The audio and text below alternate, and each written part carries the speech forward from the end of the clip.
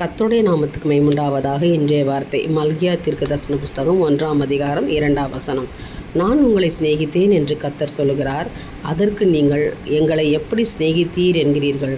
கர்த்தர் சொல்லுகிறார், ஏசா யாக்கோபு சகோதரன் அல்லவா, ஆகிலும் யாக்கோபை நான் சிநேகித்தேன். எனக்கு அருமையான தேவனுடைய பிள்ளைகளை, நான் உங்களை சிநேகித்தேன். நான் உங்கள் மேலே அன்பு வச்ச மகளை, உண்மையில் நான் பிரியமாக இருந்தேன். நீ அதை அறியாமல் இருந்த, என்னை விட்டு நீ விலகி ஓடி போயிட்ட. ஆனாலும் எப்படி சிநேகித்தேன்னு என்னை கேட்காது. உன் மேலே நான் வைத்த அன்பு அளவிட முடியாது. உனக்காக நான் மரித்தேன், உனக்காக நான் பாடுபட்டு மரித்து உயிர்த்தெழுந்து இன்றைக்கும் ஜீவிக்கிறவராக இருக்கேன். காரணம், உன் மேலே நான் வைத்த அன்பு அளவிட முடியாதது என்று ஆண்டவர் சொல்லுகிறார். அல்லேலூயா.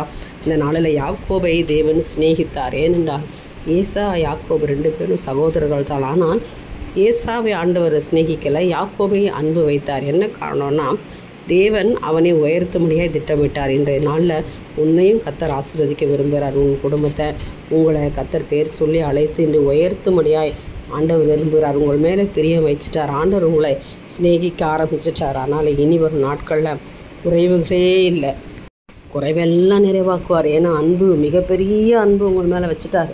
நான் உன்னை சிநேகித்தேன், என்னால் எப்படி மட்டும் கேட்காத மகளை, அதுக்கு அளவே இல்லை. உலகம் வைத்திராத மிகப்பெரிய அன்பு நான் உன் மேலே வச்சுருக்கேன். உன்னை நான் உயர்த்துவேன், உன்னை ஆசீர்வதிப்பேன்.